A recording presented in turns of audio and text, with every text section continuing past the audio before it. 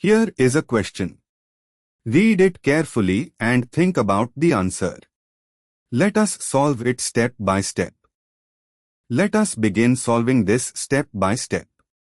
The starting material is a ketone, methyl ketone, CH3C is equal to O, CH to CH2 with a terminal epoxide on the chain.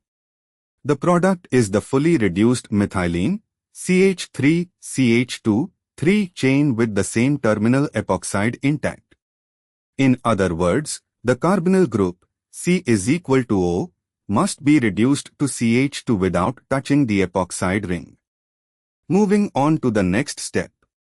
This uses hydrazine and strong base, KOH, under high heat. Strong base and the harsh basic conditions would open the epoxide ring. Therefore, Wolff-Kishner reduction is not suitable, it would destroy the epoxide. Moving on to the next step. This uses zinc amalgam and concentrated hydrochloric acid.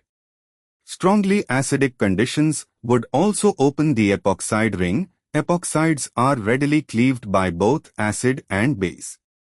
Therefore, Clemmensen reduction is not suitable either.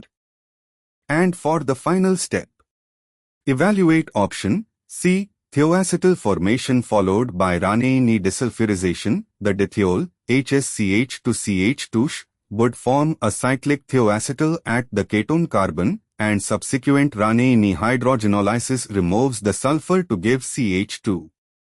However, Rane-Ni with H2, or its adsorbed hydrogen, would also hydrogenolytically open or reduce the epoxide ring under the reaction conditions. Thus, this method also fails to preserve the epoxide. None of the three listed methods can selectively reduce the ketone carbonyl to CH2 while leaving the epoxide ring completely intact. All three methods use conditions, strong acid, strong base, or Rane-Ni H2, that are incompatible with the sensitive epoxide functionality. Therefore, the correct answer is D. Therefore, the correct answer is option D.